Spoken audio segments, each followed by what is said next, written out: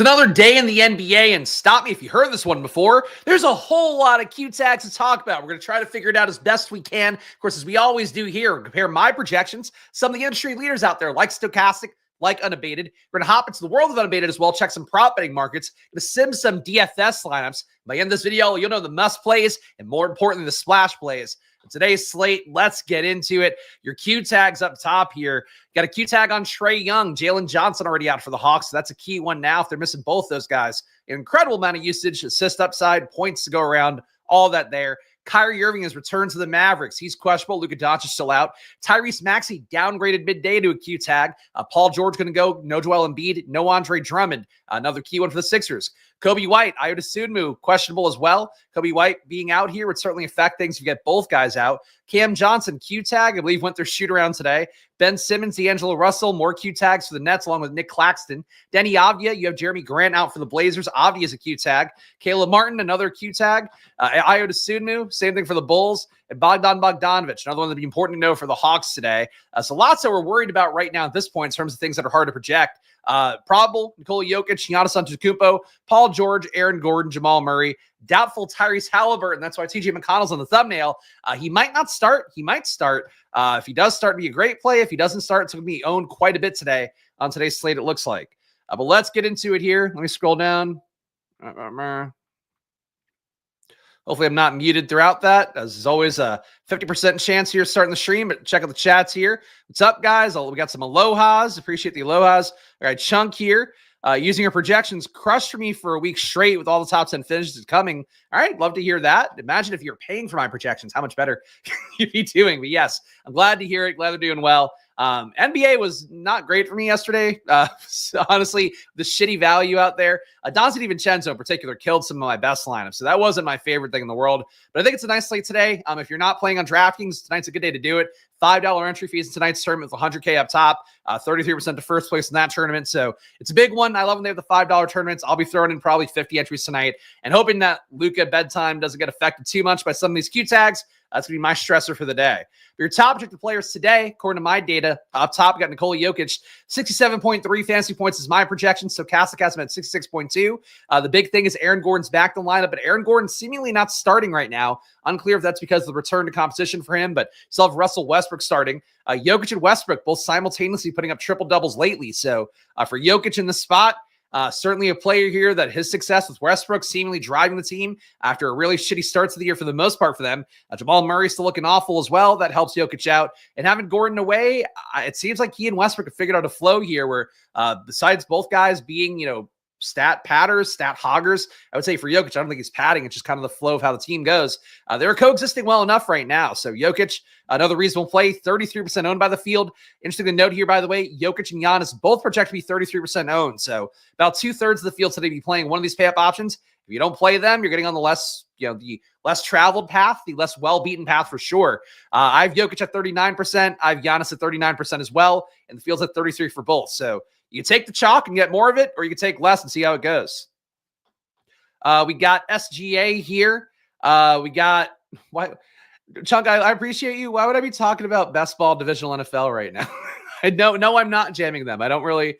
It's an NBA show, first of all. The second part is I did the playoff ones begrudgingly in the first place. Advanced a good amount of those. That's enough for me. But no, not for me. More power to you. You have to worry about me in your tournaments. SGA 7. If you ever we're going to, which you shouldn't anyway. You really don't have to now. 7% ownership for SGA. 0.7% in my sim exposure. Very little for me. He would certainly be one of your ways to get away from Jokic, Giannis being so chalky today on the slate. And really, there's not great value either. So it's kind of surprising to see Jokic and Giannis coming up this much this easily. De'Aaron Fox. So the big thing for Fox, and this could be one where my projections differentiate a little bit from some of the ones you have out there. De'Aaron Fox, 24% for the field, 53% for me. I'm at a 47.6 projection. Stokastic has him at 45. Malik Monk, court time this year without Malik Monk. De'Aaron Fox has been the biggest beneficiary by a fairly wide margin. 33% usage for Fox in court time this year without Malik Monk. It's about 1,500 possessions. So well out of the danger zone in terms of small sample size stuff. Averaging 1.34 fantasy points a minute, 34% usage as well. You have Domantas Sabonis, who's also averaging about 1.32, but not a pretty big jump on rates, not a pretty big jump overall in terms of any other stats.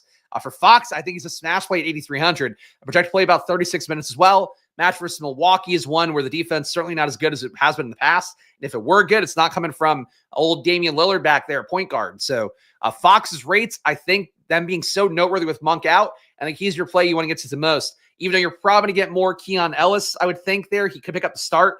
There's a faint chance for the Kings as well. Devin Carter has been the primary backup for Monk. Basically, when Monk leaves the court for the last few weeks, you have gotten a good amount of Devin Carter coming in for Monk right behind him. So the assumption historically is like when Fox sits, he's not starting, you get Keon Ellis starting. I think if you get Monk sitting out, you might get Devin Carter starting. He's been playing at about a 1.1 fantasy point per minute pace this year, so that's a key one. Unfortunately, the Sacramento game is not until 8 o'clock, so you might not know that one. But I'll be playing a little more Devin Carter because I think there's a chance here. Stokastic is Ellis getting more minutes. I think there's a chance that Ellis still doesn't start and Carter does.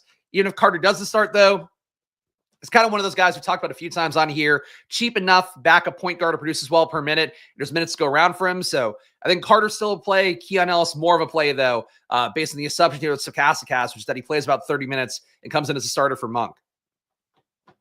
Domantas Sabonis, again, not a big jump for him. 9% ownership for the field, 3% for me. When you have this much going for Fox, this little going for Sabonis. Sabonis is certainly priced appropriately at 9,800, but there's a logic to go to Sabonis here just for the fact that De'Aaron Fox is going to be owned so much. Sabonis not very owned.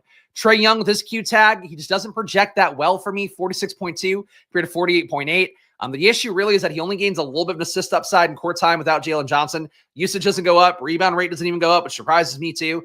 He just doesn't become a different player at all. There's more points to go around, more assists to go around, more opportunity to go around because of Jalen Johnson being a productive guy. But basically, Trey Young doesn't really change as a player. So he's your low-owned guy. Like he, SGA, Sabonis, your less-owned guys to try to get leverage on Jokic, on Antetokounmpo, and to a lesser extent, De'Aaron Fox, who's going to be cheaper at the 8K range. But these guys are all less owned and pay up options. So that's sort of the main argument for them. For Trey Young as well, matchup today versus Phoenix. Phoenix's team defense certainly not good. Atlanta, though, 2.5 point dogs at home. Kind of seems like a Trey Young not playing line, which would certainly open things up for Dyson Daniels. If Bogdan plays, it opens up for him a little bit more. Everybody's going to look better if you get Trey Young and Jalen Johnson out. For right now, though, Trey Young being projected in, and, if he plays, he's not that great of a play, unfortunately. Let's see. I gave Fox almost 36. I didn't give him the minutes, to be clear. Same thing as always here. Stokastic do my minutes, and then I just put my projections on top of that. So that's the minutes he has from them. I don't disagree with it, but I don't usually change them too much anyway. Unless something like egregious that I really disagree with, like backup center things that I don't think they captured, but usually I trust them to capture everything better than I'm going to. Kevin Durant, 21% ownership for the field, 12% for me. That's how it looks right now. Paul George been playing fairly well in the year without Embiid on the court, averaging about 1.2 fantasy points a minute, more than that. 11% for the field, 32% for me is certainly a stand. Isaiah Hartenstein, a man that I always have a little bit higher than the field, and it never really seems to hurt me that much. Price tag's creeping down, though, at 7K. I got him at 43% today, fields at 8%. I don't know if that'll hold up for me overall in terms of the lineups I actually select out of my top 150, but that's what I'm getting naturally in my sim top 150 lineups. Let's go. Actually, let's sort by value first. Of course, people will freak out. I think I scared Mullen Labe out, by the way, after he I feel like every chat he put in some troll things. And I was like, can we stop trolling every single chat? I think he just realized I don't want to contribute if I'm not going to be trolling. So it's just the name of the game here on YouTube, guys. But I appreciate all you guys watching. If you get value out of this content in particular, like I do put a good amount of work in my projections every day, even though the minutes, God forbid I do those too. But to everything else I put in, the rate data, all of that, so please subscribe down below with the like button, leave a comment, splash button that marched to 1K subs now. I'm going to slow down a little bit here because we hit that early growth in the first 2 months of the channel. So please keep showing love here. About 60% of people that watch this channel are not subscribed. And that, that doesn't help the channel out here. We're trying to get some deals going, trying to make the channel grow. So please show some love, subscribe down below with the like button, leave a comment. We're checking out Unabated too, $30 off with promo code SPLASH. Stokastic, 15% off promo code SPLASH. And Underdog, $1,000 in bonus cash with promo code SPLASH. All of which are linked in the description down below. So Devin Carter, my top value right now, 18 minutes. I have him at 20.5 fantasy points. As I mentioned, he's performing at about a 1.1 fantasy point per minute pace. He's going to get some more minutes today because of not having Monk out there. How many more minutes remains to be seen. Previously, earlier in the year when Carter wasn't in the rotation, you don't have Kevin Huerter playing more minutes in games without Malik Monk. So that could be the case again here today. Same thing going back to last year as well. But does Doug Christie like Devin Carter more? I'm not sure. I mean, he's been playing directly behind Monk. When Monk leaves the court, Carter's coming back in. Sometimes they play a little bit together. Sometimes Carter can close. I do think, though, for Carter, if you're playing him today, you're playing him in the hopes that he would close. I would probably not play Keon Ellis in that lineup. I think the same thing for Keon Ellis, where Keon Ellis, he's going to, if he were to start, Devin Carter would probably be the one who would either give up minutes to him to close, or he would close over Keon Ellis. So would probably make a rule / would go through and make sure you're not getting Carter and Ellis together. Not that you would, but I do think Carter is a play that I'm going to prioritize. I'm getting him 27% of my lineups. It feels to 10%. Again, I think he's great leverage on whatever happens to Keon Ellis. Whatever happened in the USC blanket, it's just right behind me. It's right here. Same spot it's always been. You're just not seeing this camera angle.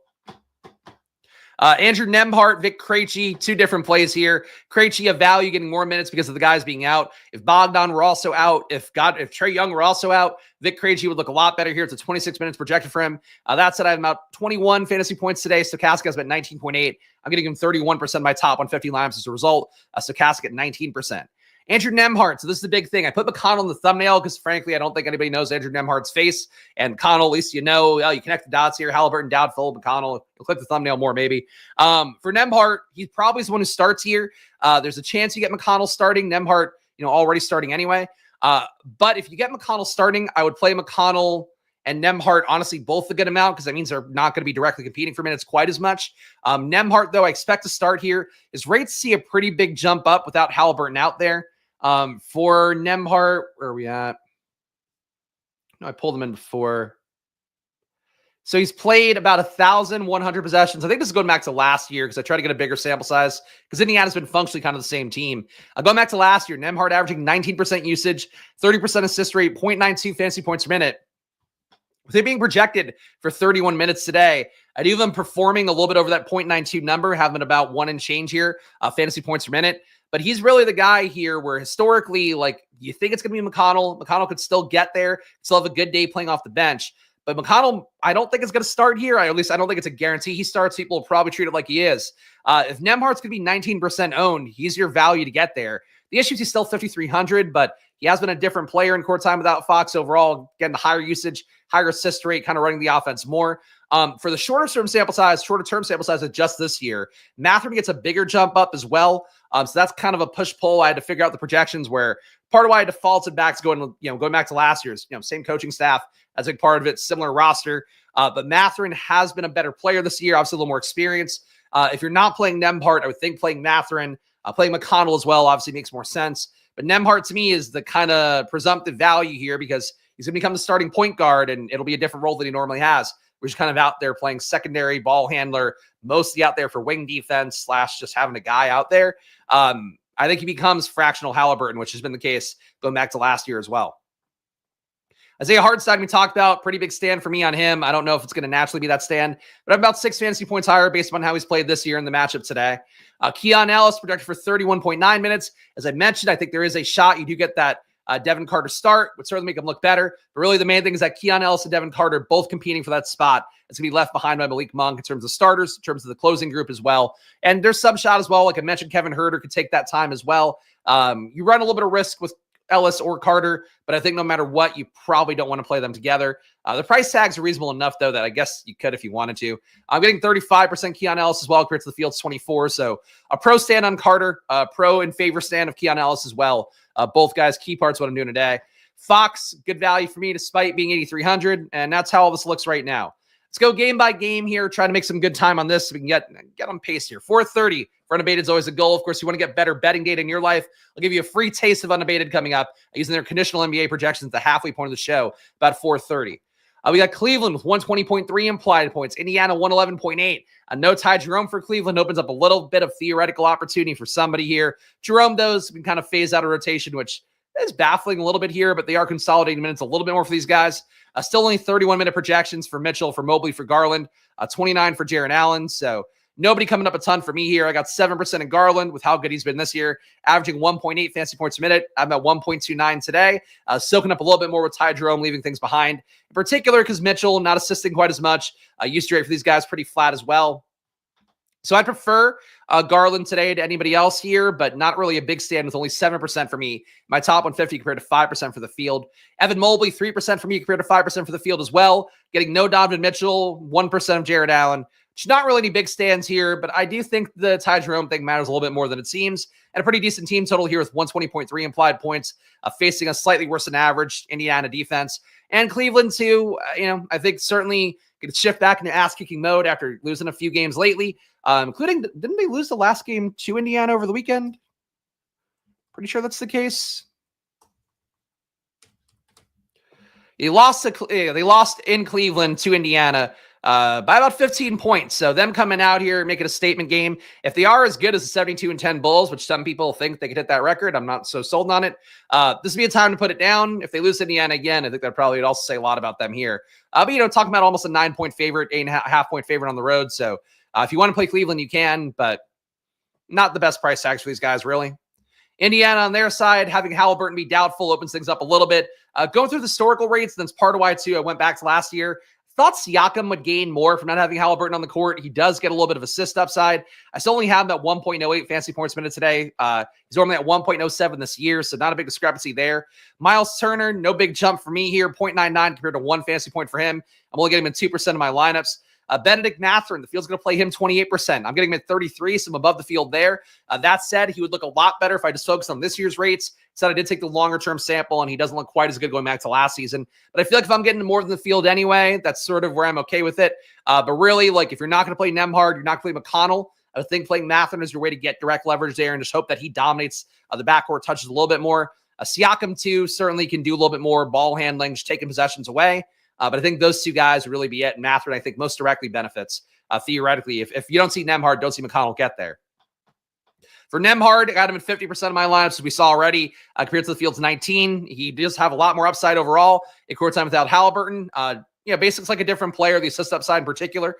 So for Nembhard, I'm willing to go there, but 5,300, it's not really a value play in the traditional sense here. More of a value play along the lines of like a Dinwiddie without Luka and Kyrie. More along the lines of your D'Angelo Russell playing when he was still in the Lakers and those guys were out. It's a good value, but it's not one where you're like, lock it in, is how I feel about it. TJ McConnell getting more than the field of him, 22% compared to 17. Still only projected for 21 minutes today by Stokastic, which feels a little bit light. They actually seem to have Ben Shepherd getting the biggest minutes boost here, about 28 minutes for him from Stokastic. Certainly a spot here for Mathurin for Nembhard rather, and Shepherd, where they're all kind of competing for the same minutes. Mathurin, not so much. But I guess you could see Shepherd get more. You could certainly see more flow McConnell's way. 20.8 feels a little bit light to me for McConnell. So I still want to get more of these guys just in case, but the Stokastic minutes projections honestly feel a little bit non-aggressive. Talk about this up top here. If you want to skim back, I was talking about the Q tags in the beginning of the video, but he's still questionable. So that's that. Feel free to check the NBA injury report too if you want. That's a good way to keep up throughout the day. Oklahoma City, 115 implied points. Philadelphia, 102.5. Really just my big stand on Hartenstein here. As I mentioned, SGA missed the pay-up guys. Going to be less owned than a lot of them, in particular with a lot of ownership going to Jokic and Giannis. Still only a 4.7x value for me with SGA. Stokastic comes at 53, so pretty big stand on him. Not a great total for OKC. A little bit of a pace down spot for them as well, so Thunder, to me, not a priority play besides the amount of Hartenstein I'm getting. And even then, it's like an uncomfortable amount here. But he's competing against Gershon Yabusele for rebounds today, so I don't feel that bad about it practically. Talk about the Stokastic minutes, John, because we're talking about Halliburton being out today, not previous minutes boosts that have gone on. Philadelphia, 102.5 implied points on their side. Paul George is my big stand here. If Maxey were out, I would get even more of them, but obviously the ownership would come up as well, with Paul George being about 11% ownership currently. If Maxey were out, he would also open up more minutes for Eric Gordon, I guess. Probably Reggie Jackson a little bit. Reggie Jackson minimum salary be vaguely interesting, but he hasn't been producing that well in the year. Just 0.77 fantasy points per minute. I would think really the entire offense just flows through Paul George, Kelly Oubre, and some of those bad Yabusele three-pointers that he gets up. But honestly, he's shooting well enough. They're not really that bad. They just kind of look ugly.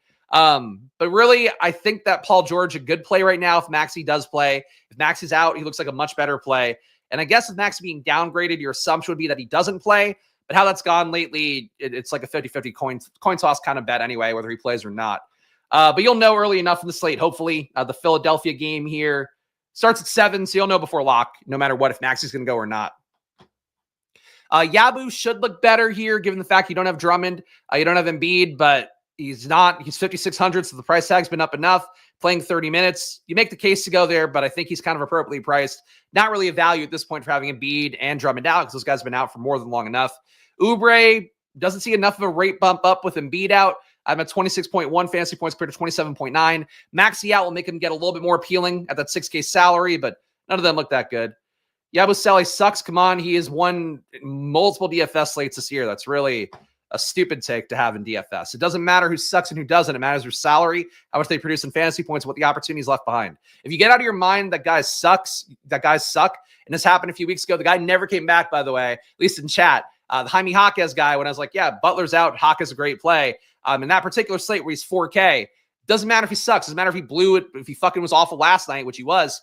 What matters is that there's minutes to go around. He's going to play minutes, and he's going to produce a certain amount in those minutes that he has. So, again, just get guys sucking out of your head, or keep it in your head for different reasons if you want. But really, like, it's one of the worst things in any NBA DFS chat that people do, and it's always people that, I mean, not always people, but it's very often people that don't know ball at all for this stuff. I'm not saying Van Dam doesn't, but like, please.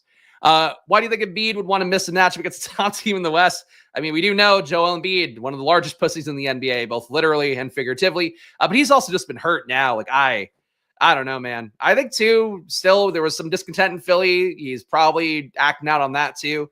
But honestly, Philly is like looking at least like a real team these days. Like Paul George playing better. Maxey's getting a ton of shots up. Yabu, for as much as Yabu sucks, and you can't play him ever.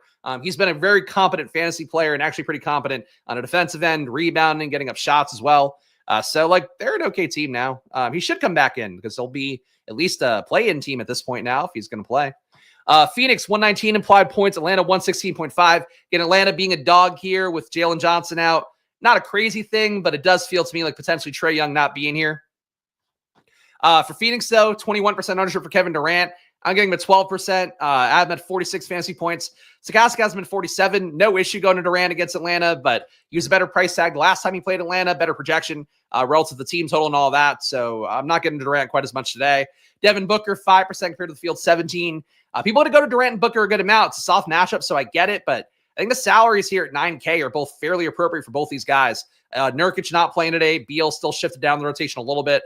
So you can go here if you want, but I'm under the field and I'm okay with it. Iguodaro as a value play at 3,500, power forward center, okay. Field to play him 11%. I'm getting him in 9% of my top 150. But no big stands here besides just kind of fading Durant and Booker a little bit. If more value opened up, I guess I would get there more, but I don't really care that much about forcing my way to get there. Real life basketball and fantasy, totally different animals. That is true. And also too, like Yabu wasn't a good player in the NBA a couple years ago. Then he went to France. He worked on his shot. He got better. And now he's been like, if you're averaging 0.9 fantasy points a minute in the NBA, you're usually not that bad. And if you're also like your efficiency ratings are not that bad, that's it. But whatever. It's just what it is. And again, it's just as irrelevant to the conversation for fantasy anyway. Like real life guys sucking just doesn't matter. Their efficiency being awful, they're not defending. You don't care. You just care about what they're rebounding at, what they're assisting at, how many shots they're getting up. But I could talk about that all day. It's just one of those things that is always the stupidest. so I have to dwell on it more than I probably should. Atlanta, big pace down here, losing about 5 possessions and change with a weighted pace stats are reflecting more this year, but still going back to last season, which is what I put in my stats, obviously. That's why you're seeing it on the screen. Trey Young, as I mentioned, low own. If you get no Jalen Johnson, still not sold that he plays today with that team total. Dyson Daniels will certainly gain a lot more. Does gain enough already as it is with Jalen Johnson out. That said, for him, $7,100 salary. You have to make a bet on stocks being there. I never like those bets, but certainly he is an Amen Thompson kind of guy. They're not as good of a rebounder, so I know that's a fair comp. He's also not going to play 40 minutes. That's the other side of the Amen Thompson coin. But if he gets you 5 stocks here, he probably hits that projection a little bit easier. Because for me, mostly I have steals and blocks accounted for things, obviously, but like the usage isn't that high. The rebound rate's not that high. The assist rate's not that high. So like his median projection being 36.1, accounting for that, if he does hit that, 8 stock upside, he's going to be a good play no matter what. So, but would be a lot better. And I think a lot more projectable if you get Trey Young out. DeAndre Hunter, not a core play. Clint Capella, 18% for me, 17% for the field, holding hands there. The $4,900 salary is a little bit too cheap. Usage for him does go up a little bit. Not a lot, but about a percentage point and a half in court time without Jalen Johnson. Okongwu, another semi-value here at 4,600. He and Clint Capella playing basically the exact amount of minutes of the projection here. Obviously, one can play more if they run hot, so would not play Capella and Okongwu together, but certainly playing one of them a fine enough play.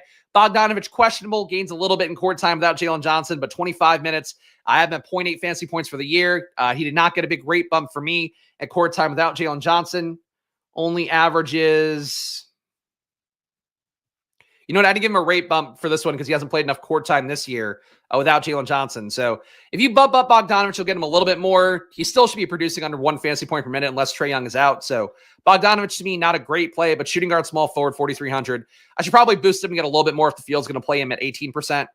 Vic Krejci, 31% for me, 19% for the field, just a value play, playing 25 minutes and change. And that's that here. Not a lot to love overall. All right. New Orleans, 120 implied points. Chicago, 121.5.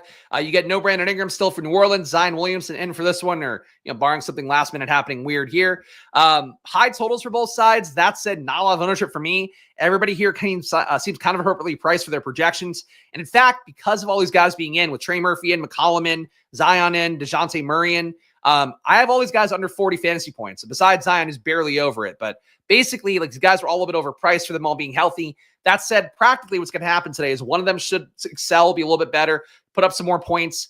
The rest of them should also probably be pulling away from the other guys here if somebody succeeds. So if you want to play one of these guys, you can. Soft match for Chicago, big pace up for New Orleans, really high total for New Orleans as well at 120 implied points. This is your highest combined total in the slate as well. So really no issue with getting to people here, but naturally projection-wise, you don't, at least in my top 150.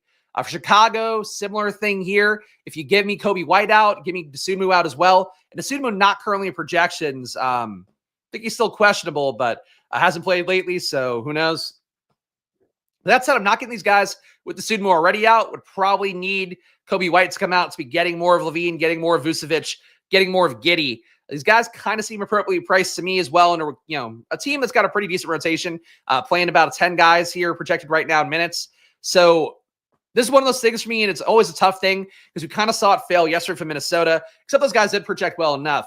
But I warned about it on the stream where it's like, you look at Minnesota versus Washington, nobody projects that spectacularly. Gobert had an okay day. DiVincenzo had an awful day. McDaniels had an okay day. Reed had an okay day. Like everybody there, Nickeil Alexander-Walker, okay day. These guys don't always get there when you don't project well. Ant went off because the highest usage guy in a soft matchup. So you could play really the high usage guys here. You could play Zion, you could play DeJounte Murray, you could play Trey Murphy, you could play McCollum, you could play Levine, you could play Vooch, you could play Giddey, you could play Kobe White if he goes. But getting guaranteed production from those guys isn't there because they just don't project that well naturally. The ones I would say is the closest to be playing Vooch here. No real good centers going to New Orleans side. He's already a 5x value. I get that. But none of them look that great. Going to be great hearing you and Josh discuss Bogdanovich. He loves him tonight. I'm not on deeper dive today. This is all the content you get from me, so you'll have to hear him debate it with DK. But yeah, $4,300 salary. That's really the main thing. Soft fantasy chats that don't differentiate between a player's valued team versus playing a game called DFS. You're looking at an ownership opportunity and salary. Yeah, I would say, look, that's certainly why I talk about it. I think it really is one of those things for DFS. The more you separate what you think is good basketball from what's good DFS basketball is, an entirely different thing. And frankly, I think even my pal Josh struggles with that a little bit sometimes, where obviously he knows fantasy better, frankly, better than most people do, maybe myself included in some aspects of the things. But that said, what you're looking at is just there was a couple years ago, I used to watch Phoenix a lot before they got good. Back when Devin Booker was the only thing good on Phoenix. And I'm I like watching Phoenix. They have good young guys. They get up a lot of shots, a good fantasy production overall. I get value out of that. I think that's sort of the thing you're looking for is just who's playing fast, who's playing fun, who's playing loose. If you're watching games, what you're looking for. But trying to judge who's good or not. Yeah, the Thunder are great, but they're also incredibly expensive. The Cavs are great. They're incredibly expensive. Even shitty teams, they're great in DFS. They get priced up a lot. It's just being kind of aware of those things as you go and what you're dealing with. But, I get it. If people just want to go, this guy sucks, I'm not going to play him. That's not how that goes. And I did say that about the Wolves. I did indeed. And that was how that went. But Ant went off, so you needed him. Sacramento, 112.8 implied points. But that's the main thing, though, for that kind of situation is even if the guys project okay, they still might not hit. But you trust your high usage guys in a game with a high team total and a soft matchup against a high-paced team you're getting for that New Orleans-Chicago game. Great, play the high usage guys. But no, going in, they don't project that well, so they shouldn't be the highest owned in the world. Sacramento, 112.8 implied points. As I mentioned, no Malik Monk here opens up a lot. De'Aaron Fox, my big stand, 53% compared to the field's 24. Keegan Murray, 15% compared to the field's 13. I am low on Sabonis, low on DeRozan. Those guys, trying to get more for them would be appealing. The issue with DeRozan is that he just doesn't get a lot more usage overall in court time without Malik Monk, which surprised me. Really has been a lot of consolidating for De'Aaron Fox. That's why I get him so much. But DeRozan's still averaging only 23% usage. Actually comes down a little bit in usage in court time without Monk, presumably because of Fox taking so much more. Assist rate still at 17%. He's normally at about 17% anyway. Like DeRozan doesn't become a different player. And normally when a guy's off the court, you're looking for these guys to be a different player to really take a big leap. But for the ownership for DeRozan, the ownership for Sabonis, these guys are low owned enough here where if you have a chalky Fox, you have a chalky Keon Ellis, take the lesser owned parts, take Sabonis and DeRozan if you're playing for tournaments. So get with that 9% Sabonis, get with that 10% DeRozan, I think. Keon Ellis, as I mentioned, the big chalk stand in terms of minutes for Stokastic, 32 minutes for him. I think there is a shot Devin Carter could start. Historically, though, Keon Ellis has started when De'Aaron Fox has been out. So your mileage may vary. From what I observed going through Popcorn Machine a lot before the show, thought that Devin Carter coming in from Malik Monk would be the thing I would try to isolate. I think Carter gains minutes no matter what. But I think this Ellis projection is a little bit fragile right now because it just wouldn't shock if you got a Devin Carter start here. As a guy could shoot a little bit better. Well, honestly, Keon Ellis has actually been a pretty good shooter. But he's not a good shooter from three, I don't think. Just confirm this. I'm not talking out of my ass. Keon Ellis shooting. You know what? Honestly, though, Keon Ellis shooting well from the free throw line. Where's my 3-point? Yeah, you know, it's shooting 41% from three. So never mind. Keon Ellis is a good shooter too. Carter, 33% from three, 51% true shooting. Yeah, I don't know what Carter would bring then. A little bit of a ball handler. 18% assist rate for Carter compared to 7% for Keon Ellis.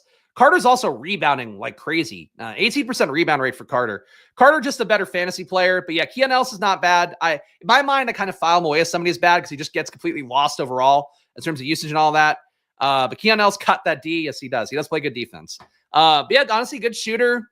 Not an aggressive shooter is the main thing here. Like Carter, you could see 22% usage compared to 13 for Ellis. And Ellis's rates don't come up very much with Monk being off, but he could probably be out there playing a lot of minutes. So Ellis or Carter, I still think play one of them, but I would say play one of them. That's how I feel about that. Milwaukee on their side, chalky Giannis, about 33% for the field, 39% for sim ownership. That's unfair. There are a lot of bipolar people that are very successful in their lives. You can medicate, you're fine.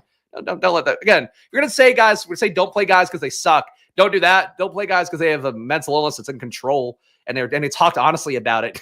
And they did a thing that's probably very good for overall mental health, especially for men who struggle with that even more. So just keep that in mind before you say judgy things. I don't mean to lecture here, but come on, man. Don't say shit like that. Giannis here. Actually, I do mean to lecture. Don't say shit like that. Giannis, 39% sim exposure compared to 33% for the field. Getting less Lillard, 7% for me, 16% for the field. Good projection on Lillard facing an Northern California team, but not Northern California. Does that matter for him? Probably not. But if it does, the field's playing him a good amount anyway. Much rather would have Fox, though, at 8,300 compared to Lillard at 8,500. But tournament play, sure. Bobby Portis, 23% sim ownership. It's top 150 lineups I got compared to the field's 13% for Bobby Portis. And not much else of note here for me with Milwaukee, but whatever. For Denver, 39% sim ownership. My top 150 for Nikola Jokic. 33% for him for the field. So, as I mentioned, a lot of the field's going to be playing Giannis, going to be playing Jokic. You want to get different here from about 2/3 of the field. Play one of the other high dollar guys or just don't play a guy above 10K. That's one way to do that. But Jokic's going to be played a lot. Hard to argue it against a Dallas team that's pretty soft. We got Jamal Murray here. Not much for me. Really low projection for Jamal Murray as well for me. 32 fantasy points compared to 34.4. He's been pretty bad on the year, but it is stabilizing a little bit. About 1 fantasy point per minute. Russell Westbrook, people are probably going to chase that more than the field's 8% ownership. You run the risk that Westbrook might not start if Aaron Gordon can play more minutes. He's a more logical starter for this team who does have theoretically still championship aspirations. I know Westbrook produces well in fantasy, but is everybody just going to file in? I talk about the Q-Tag guys. He's still a Q-Tag. It hasn't changed throughout the course of the show. I appreciate you all caring about Trey Young. He's a Q-Tag. He's probably going to be a Q-Tag for a couple more hours. So Westbrook, I think, played more than the field's 8% projection here. Still an okay projection for me, though, at 5.1x. 35 fantasy points for Westbrook for me and Stokastic. So play Westbrook if you want, but you do run the risk that Aaron Gordon could start But at this point, I don't know the Nuggets mess it up because they've been winning, playing pretty well. I still think Westbrook, I agree with my pal Josh Engelman on like Westbrook not being a fit for a championship team that you want to have real aspirations. You want a guy who can shoot from three, you want a guy who can defend more. Russ is just playing well enough to keep him afloat. But that's enough for right now. It's 6,900. So if he starts, play him. If he doesn't start, I would not play him. Gordon, not playable at this point. At his 5K salary, projected to play 22 minutes. Played 18 last game in his return. Peyton Watson, value played 4K. Hard to like him that much, but I got 8%. It's basically that. Dallas with Kyrie questionable right now. No Luka Doncic still. With Kyrie coming back in and at a steep price tag of 9,300. Nobody here looks that good. So 12% for Derek Lively. For me, that's my biggest stand overall. And 10% for the field. So that's that. And shout out the guys talk about being bipolar in chat. Good. You should talk about that. Men should talk about depression, talk about being bipolar, talk about whatever the fuck you need to talk about here, because that's stigmatizing that stuff, never a good thing, and you won't get me doing that on this channel. I'll tell you what. My dad is bipolar, so whatever. I'm not, thankfully, I guess, because I don't need another fucking thing. But yeah, it's awful. Like, it can be awful. It was awful in the late 90s, early 2000s when I had to deal with it. So now, hopefully, less awful because of people talking about it. So anyway, that's just me being real here. Brooklyn on their side here can make it through fast. 106.5 implied points for Brooklyn, 111.5 for Portland. Brooklyn here, D'Angelo Russell, Q tags. We talked about the Q tags up top here. Again, if you're ever curious about his questionable, just go to the beginning of the video. I'll try to make sure to hit the Underdog tweet with them listed out at the beginning always. But Cam Johnson Q tag, Nick Claxton Q tag, Simmons Q tag, Russell Q tag. Russell went through shoot around, I believe, so he should go. But at this point, who fucking knows with the Nets and them starting the tank season early. Cam Johnson, no good. None of these guys look good to me besides Russell himself. Russell gave him a bit of a rate boost for usage, for assist upside. But really, Brooklyn doesn't look that good here. Not a great total. Portland as well, 111.5 implied points.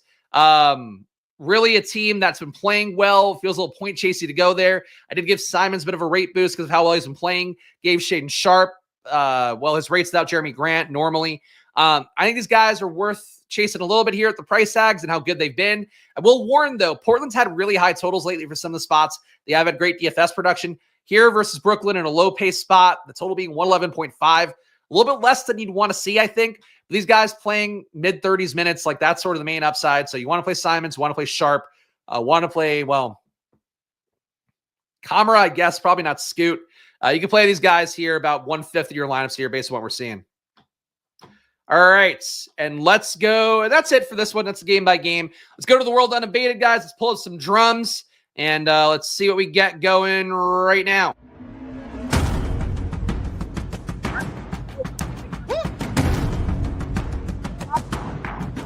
To get better at betting in NBA. You use additional NBA projections you're going to see in a moment. Rule guys in, rule guys out based upon the latest news. You want to act quick on betting markets or in your DFS lineups, they have projection sets ready to go. And I will say that's one thing, the late swapping for all that stuff, certainly key for you out there if you are going to play NBA DFS seriously. Prop line pricing, you know that's going to lead to. Click at the buttons and you get graphs. Oh, you want to climb Mount Everest this spring? Why not just climb a great unabated graph? Scale a graph for yourself, print it out on the wall, put in some climbing things, some pegs, and it'll be a different kind of pegging that's usually going on in your house. You know the crowd is ready, get ready. Unabated.com/NBA, promo code SPLASH, check it out. Let's go here.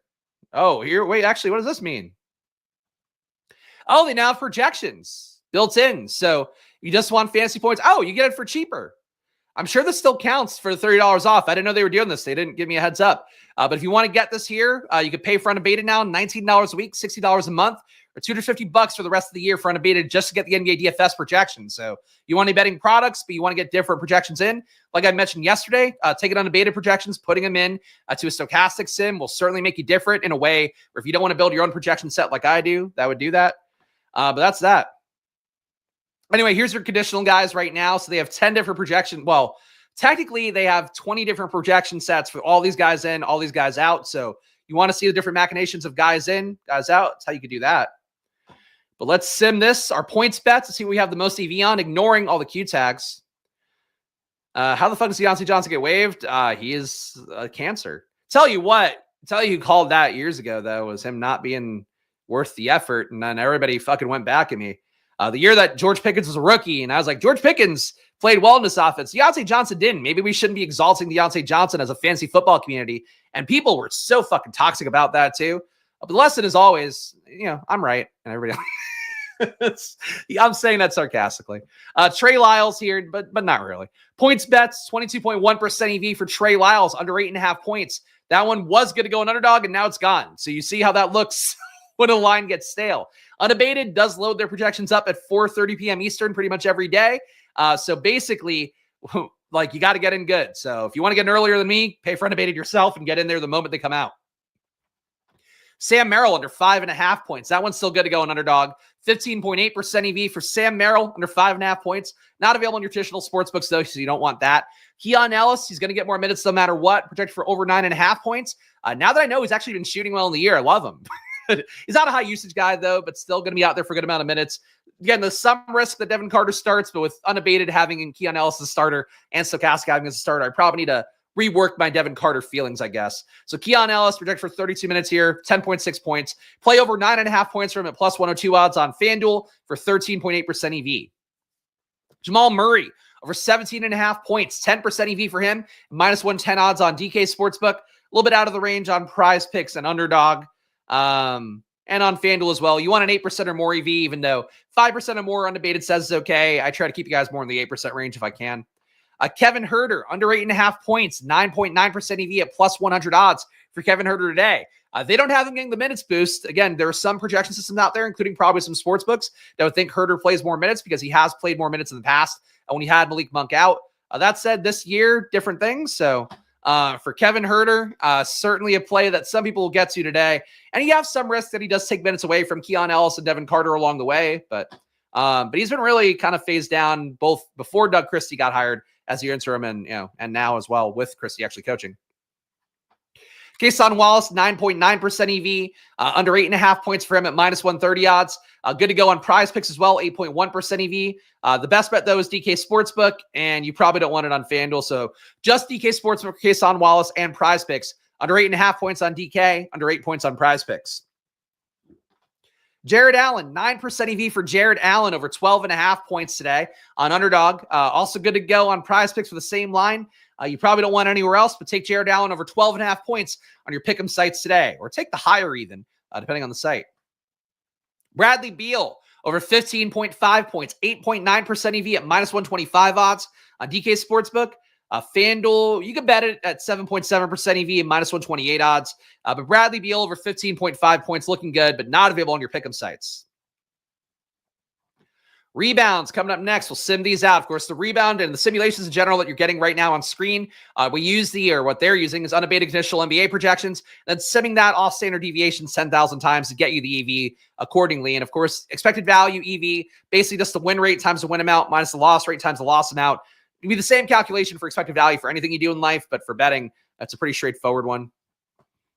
Basically a 50-50 bet you win money on, plus money, you should always say kind of rule. But anyway, there's better people explain that than me quickly in 30 seconds. Aaron Wiggins, under 3.5 rebounds here, 19% EV for minus 115 odds on DK Sportsbook for Aaron Wiggins there. Also bettable on your pick'em sites, 17.6% EV for Aaron Wiggins, under 3.5 rebounds, 17% EV on FanDuel Sportsbook as well at minus 120 odds. So Aaron Wiggins looking good. Beal has also got the same line in pick 6. There you go. Jalen Williams, over 5 rebounds for him on PrizePicks. Good to go with 13.7% EV. You probably don't want anywhere else, but PrizePicks get a pretty good amount of EV for Jalen Williams over 5 rebounds. And that's the main Jalen, not the other Jalen, with a Y and an I. The one with an E is the one who's got the good bet. Benedict Mathurin, over 5.5 rebounds. More court time to go around with no Halliburton, who's doubtful today. 11.9% EV at plus 110 odds for Benedict Mathurin on FanDuel Sportsbook. You probably don't want to bet it anywhere else. Jared Allen, over 10.5 rebounds, double-digit rebounds for him, 11.7% EV. Good to go on FanDuel Sportsbook. You actually bet it everywhere. Over 10.5 rebounds, good to go on the pick'em sites where you get 8% EV. Good to go on DK Sportsbook, 9.4% EV. But the best EV right now is on FanDuel with that minus 110 odds. CJ McConnell, value on the under for him. Unabated as well. Has CJ McConnell not starting, playing 23 minutes. So McConnell, I put him on the thumbnail because I did think people would immediately go Halliburton, McConnell. But it is a little bit of I wouldn't say an IQ test, but a little bit of are you paying attention test That McConnell is not going to start here, most likely. Still gets a minutes boost theoretically, but Stokastic had him at about 21 minutes. Unabated has him at 23. So McConnell getting some value on the unders, under 3.5 rebounds for him, 10% EV, and minus 154 odds. And you can still bet it on DK as well, where it's under 2.5 rebounds at plus 135. Kason Wallace under 3.5 rebounds. Good to go on PrizePicks, 10% EV on there. Less so on the sports books. Only bet Kason Wallace under 3.5 rebounds on your PrizePicks Pick'ems. And DeJounte Murray, last but not least, over 5.5 rebounds for him. 9% EV for you on FanDuel Sportsbook. Doesn't look good in the Pick'em sites, and not good on DK Sportsbook either. Hitting assists next. Of course, if you want all the sportsbooks, all the bets, check out Unabated yourself. Not saying that passive aggressively, but again, it's a sports show. And also Unabated does a really great job for me as a partner. Besides not telling me the DFS projections were up. Besides that, though, they do a great job as a partner. Really been one of the best companies I've worked with. And I the ones that you can tell the ones I like to work with because I keep working with them. But like they are one too, where they supported me at the vision of this channel. If you appreciate there being a YouTube channel like this, where I show you everything, walk you through all the best tools and data, please go support them. Check it out, unabated.com/NBA, and use that promo code SPLASH for whatever data you want to get from Unabated. And they have market projections as well for sports like the NFL, NHL, college basketball, whatever else you want. They have market-based stuff that's equally as good. Trey Murphy, over 2.5 assists, looking good at minus 114 odds on FanDuel Sportsbook. Gets you 12.6% EV. You probably don't want anywhere else, though. Max Strus, 12% EV on over 2.5 assists for him. More minutes to go around with no Ty Jerome. Theoretically, more assists to go around, too. So Max Strus over 2.5 today. 12% EV for you at minus 120 odds on FanDuel. TJ McConnell, here you're getting an over on him. Over 5.5 assists. Minus 110 odds on FanDuel Sportsbook gets you 11% EV. You can still bet over 5.5 assists for McConnell here on PrizePicks, and good to go on DK as well. 8.7% EV at minus 115 odds for McConnell, over 5.5 assists on there. Mason Plumlee over 1.5 assists, getting more minutes again with no Nurkic today. 8.7% EV for Mason Plumlee today on his assist line. Good to go on your pick'em sites. Not available on your sports books. Alex Caruso, you probably don't want that one. But you could. 6.5% EV for him on under 2.5 assists. And last but not least, PRAs. We'll run a DFS sim as well if you're looking for just what Stokastic thinks for the top lineups. If you want to go back, see all my data, all my sim ownership and my top 150, check it out. And I'll flag it one more time here, even though DK is not a presenting sponsor. Obviously, we're doing the show largely with DraftKings in mind. DraftKings $5 tournament today, 100K to first. So if you just want to get more entries than usual, check that one out here. I know some guys, our guy Robert Griffin III plays the 4-point play. Maybe for today, just throw in 10 entries in the, whatever, the same amount, I guess. Put in 13 entries in the $5 tournament instead. Follow your heart, but that's what I like to do when you have the cheaper tournament days and still 100K up top. Anyway, Royce O'Neal and PRAs. Over 14 PRAs, looking good to go on PrizePicks. 13.7% EV there. Not available on Underdog anymore. That line left. Not available on Sportsbook. So get your Royce O'Neal PRAs on PrizePicks. Over 14 there. Aaron Gordon, under 16 PRAs, playing not his full allotment of minutes yet. Unabated has him at 11.1% EV for PrizePicks, under 16 PRAs. Good to go on DK as well. 10.7% EV for under 15.5 PRAs for Aaron Gordon at minus 105 odds. Trey Murphy, 10.6% EV for over 28.5 PRAs. He's been playing well. That DFS price tag has come up so much. But you're getting Trey Murphy here, only going to go on FanDuel Sportsbook at minus 106 odds, over 28.5 PRAs. Oh, you go. You're attacking the zone. I hope so. Look, if I don't win, and obviously I'm rooting for all you guys for the most part, but Robert Griffin III, if he were to win, that would bring me a lot of joy. And I think he would give me money too. But I would be so excited for you if you won that. Some good lineups from Robert Griffin III lately too. And if you want to get in the VIP Discord, it's not linked to this channel yet. Go check the NFL channel. We have a Discord there. And at some point I'll make an actual hoops thread, but feel free to talk NBA in there. Because I would love to talk more NBA. I just don't want to bother the NFL people too much with various NBA bullshit, of which there is many and as much every night. Alex Caruso, under 11.5 PRAs, 10.3% EV for him. That one's good to go on your Underdog and your PrizePicks. The other Jalen Williams, the not good Jalen Williams, or not good, the not playing as much Jalen Williams, under 10.5 PRAs today on Underdog, good to go. 10.6% EV for the lower on 10.5 PRAs for Jalen with a Y and an I on the Thunder. Jamal Murray, and over on Jamal Murray, I hate it. Over 26.5 PRAs for Jamal Murray, 9.6% EV on DK Sportsbook. And Oso Iguodaro, 8.1% EV on under 14.5 PRAs. Good to go on PrizePicks. Seemingly not good to go anywhere else. Those are your best bets right now from Unabated. As I talked about, literally 10 different projection sets here for various guys being in or out today. If you want to get more bets, that's another way to do it. You want to add more sports books as well, you can do that here with the settings. That's over here, right? You can put in more books. I only show you the basic ones here that I know pretty much all you guys have access to. A lot more to get out of the world of betting with Unabated, so please check them out. And again, really, I can't give you a better cosign. Good company. You should try to really in betting. And I know it's tough to snuff this stuff out. Try to work with good companies, actually care about you getting results and having success with stuff. They are one of them.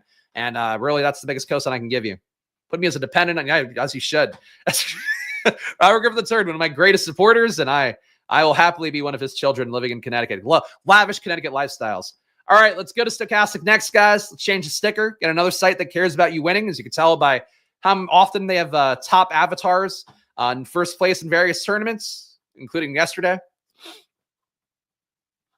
Let's build 5,000 lineups for Stokastic here. And if you're worried about my data, you think this guy's a buffoon, even though you're watching me, fuck off. If you think I'm a buffoon, you don't want to see my data anymore, you just like the way I talk about stuff, now you're going to see Stokastic data with no impact for me on it. So my projection's not involved. This is just their core data, their ownership, their projections. We'll see what they have for top lineups today. And yes, like the channel, guys. Love y'all. I love you too. Thank you, boys. I love boys and boys. More boys. But please do hit that like button, subscribe. Again, I'm just one guy here trying to make an NFL channel work, trying to make an NBA channel work, and I do the best I can every day to give you good info. It is really one of the things for me, it is almost an OCD thing, how much I work hard on these shows to make sure I don't say stupid things, that I don't fuck up on things, to make sure that I'm exploiting every possible advantage there is for you guys. That is the promise here. So please show some love and subscribe, like button, do all that. And we're going to sim some lineups here. Got our 5,000 built. It is 33% to first per usual in NBA. So we're going to have that going. And of course, the sponsors as well. Underdog, $1,000 in bonus cash. Check them out. Great time to sign up for them because your boy needs to renegotiate very soon. Need to ask our pal Pete Overzet for some favors. Maybe somebody who will actually give me money. Underdog. Stokastic, 15% off. Great product as well. You're going to see it on the screen here in a moment. And Unabated, you just saw here. Get the DFS projections, all that. Check the link in the description. Even if you don't use the promo code, it'll take you where you need to go. But the promo code will give you $30 off for any of the monthly packages on there. So please check that out. And Unabated. Here we go. Only tuned in for Mania's jokes. Thank you. Good show, Spags. Thank you, Jeremy. Jeremy, great Stokastic contributor over there in the chat. That is. Careful. Yeah, look, I live on the edge here always. We know that. Top 150 lineups. We got SGA in your number one lineup. So again, a lot of ownership going to Jokic, a lot of ownership going to Giannis. Really a crazy amount. You don't often see 66% of lineups projected to play the two highest dollar guys. But SGA you're getting here is leverage against that. SGA, Keon Ellis, Kevin Huerter, Jalen Williams, DeAndre Ayton, Russell Westbrook, Tamani Kamara, and Shaden Sharp. Gotta say, I did not expect it to be the number one ROI lineup. I did not. But SGA, I get it. You're getting some Blazers who've been playing well lately. Chasing the Westbrook triple doubles a little bit, but he is expected to start again. So I get it. The price tag's not bad for Westbrook either. It's not a bad lineup. The Huerter and Ellis do pull a little bit from each other, but they can theoretically both hit. Probably a little bit less so for Ellis and Carter. But we've talked about that already. Number 2, De'Aaron Fox we have here. Keon Ellis again. Paul George, Oso Ighodaro, Onyeka Okongwu, Shaden Sharp again, Kevin Huerter again, and Nikola Jokic in this one. So the Jokic, De'Aaron Fox thing is going to be very common for me. Paul George would be common for me. Okongwu looked okay for me. Keon Ellis looks okay. Ighodaro, okay value. Huerter I'm probably the least into, but that lineup makes sense. De'Aaron Fox at number 3 ROI lineup. De'Aaron Fox with Keon Ellis, Gary Trent, Obi Toppin, Nikola Jokic again, Damian Lillard, Oso Ighodaro, DeAndre Ayton. So a little bit of uniqueness here by playing Fox and Lillard together. You're also still getting a lot of value in here with Jokic. A lot of pay downs on the slate. You build a balanced lineup today, you're going to be off the beaten path if you can find a balanced lineup that you like. Number 4, you have Shaden Sharp, Keon Ellis, Kevin Huerter, Pascal Siakam, Clint Capella, Anthony Simons, Bobby Portis, and Nikola Jokic. So another Jokic lineup here. No Giannis up top, which kind of surprises me. I thought you'd get at least an even mix of that. And another SGA lineup. SGA with Keon Ellis, Reza Shea, Jarris Walker, Domantas Sabonis, Russell Westbrook, Keegan Murray, Shaden Sharp. So you're getting some anti-Fox leverage here with Sabonis. Trying to come over the top on him with SGA. All right. I see what the lineups are doing. I don't think it's going to be the same for me today, but I get what they're doing. Shell, Mike, for that Spags for life. I agree. I mean, I'm stuck with that either way, so I appreciate somebody else being on board. So Kevin Huerter, shooting guard, small forward, 3,300. He's your only positive ROI player on the slate according to Stokastic data. 7% ROI for Kevin Huerter right now. SGA is your next closest at negative 0.8%. DeAndre Ayton, negative 1.2. Right behind him, Keon Ellis, negative 1.7, which is going to be important to note because he's probably going to be in a lot of these lineups. Zachary Rizache, negative 2.3%. And Noah Clowney, negative 4%. How do I feel about Rizache? He hasn't really been top of mind for me at all today. I have Rizache projected. They must have changed the minutes or something, right? The updated projections, this might be a little bit different from mine. They updated to 421. Couldn't be 420, unfortunately. They must have given Rizache more minutes because of that. So, yeah, Rizache probably come up a little bit more than I had. Still don't think he's a good play. I had him playing 24 minutes before and scoring 18.1 fantasy points. So, still not the biggest fan of Rizache, even though he's coming up. Obi Toppin, interesting. Okay. At least interesting as Rizache. Well, hard to expect Obi Toppin to get... I love the minutes haul for him at this point, to be honest. With having Bryant and Turner in, like that's not the best spot for him. But maybe. Keon Ellis in your top 150 lines for Stokastic data. 68% exposure for Keon Ellis compared to the field's 28. So a really big stand favoring Keon Ellis. I do think there's a world where just putting in a rule to play one of Keon Ellis or Devin Carter would be a move. Just Monk leaves so much production behind, so many minutes behind.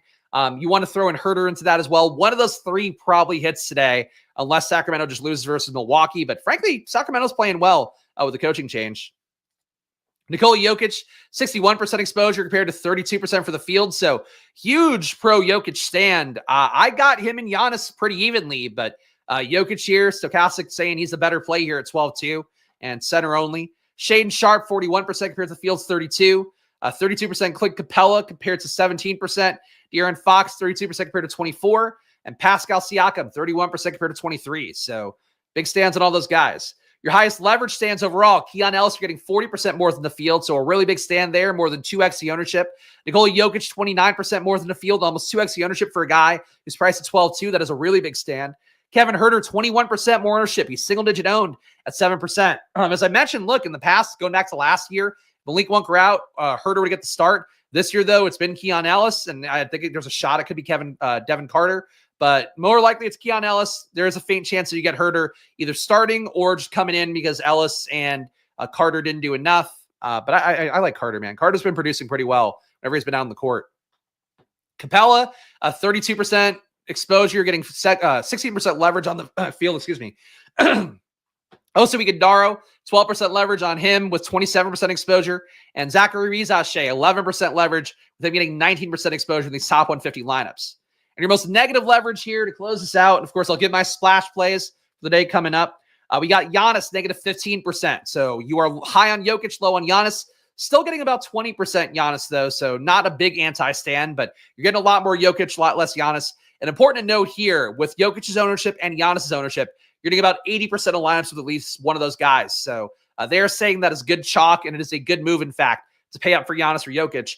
And they're also saying, too, because there was SGA coming up a decent amount, they're basically not paying down, not building more balanced build. So kind of a cosign here in a pretty noteworthy way for Stokastic on the value on the slate. Devin Booker, negative 13% leverage on him. I don't like him very much either, so I agree with that. Bogdan Bogdanovic, negative 11% leverage on him. Would certainly look better if you got Trey Young out. With him in, though, I'm just not wowed by Bogdan Bogdanovic and what he's done this year overall. But certainly probably deserves more of a projection than I gave him. DeMar DeRozan, negative 7% leverage. You're barely getting him. He is your leverage against Fox to some extent, and Herter, and Keon Ellis, and Devin Carter. And also, well, he's really leveraged against every king besides maybe Sabonis. So DeRozan here, low owned enough. They're low on him even more. But I do think there's a game theory logic going to DeRozan under 7K salary. D'Angelo Russell, negative 7% leverage on him. You're barely playing Russell at all, so not coming good. And Derek Lively, negative 7% leverage for him too. So that's that.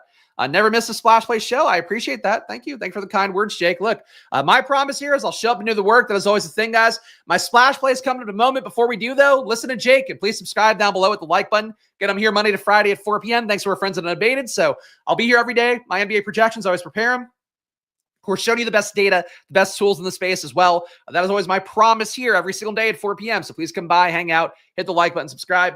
Underdog, $1,000 of bonus cash. So Stokastic, 15% off. Unabated, $30 off for your first month on there. Great deals. All of them support the channel directly. So please go check them out. Links in the description. All right. Splash plays of the day here. De'Aaron Fox has to be number one by a wide margin. I just have him so well projected. Think that his gains from Monk being out there, huge sample size of it, him being a 33% usage rate guy, bumping the usage up, bumping everything up, bumping the production per minute up, I think is a thing. Still think there's game theory logic in trying to maybe get some shares of DeRozan, some shares of Sabonis, but and of course, Keon Ellis and Devin Carter. But I think that Fox to me is like, I'll probably have him in every lineup today, would be my guess. Jokic, I think another good play, though I do have Jokic and Giannis together. But I would say, like, I always favor Jokic overall. I think I'll get an even amount of those guys, but playing one of them, I would still err on the side of playing more of the pay-up options as well alongside Fox. Value guys, I think Devin Carter as a value is still in play. I would really recommend considering playing one of him, Keon Ellis, if you want to be safer, lumping in Kevin Huerter into that. But I think those guys are all going to be, one of them hits as value, I would say, no matter what, because they're all priced for one of them to be good. Looking through my values again one more time. I'll say Nembhard. If McConnell starts, take that one out. But if McConnell doesn't start, playing Nembhard, I think at 5,300, people won't get there enough. He does become fractional Halliburton. So I think that's it. One of Ellis or Carter. I'd favor whoever starts, but I think they both have valid plays to them. Fox for your pay-up options. Jokic for your pay-up options. Giannis, too, if you can somehow get both of them, more power to you. And Nembhard, I think, is your cheap guy. And Hartenstein, too, for a mid-tier center if you're not paying up. But that's it for me. That's all my picks. Benedict Mathurin looks better based off this year's sample size. I'm not getting there quite as much. It looks like Nembhard based on the longer-term sample. That's it for me, guys, today. Gamble responsibly. Even so, it's money time. I'm going to go pick up my child, so no deeper dive for me here, but I'll be back tomorrow at 4 p.m. Back also at 11 a.m. Rookie RB previews on the Splash Play NFL channel, so check that out. And, yeah, gamble responsibly, money time, etc. Follow me at Chris Spags. Follow the show at Splash Play Pod. And, hey, let's hope this slate doesn't get too stupid before 7 o'clock. Let's hope we don't have to swap around too much. That's my dream tonight. Good luck if you're playing that $5 tournament. Don't take me down, but I'll see you guys up top and there, hopefully. And hey, good luck, guys, and see you soon. Bye.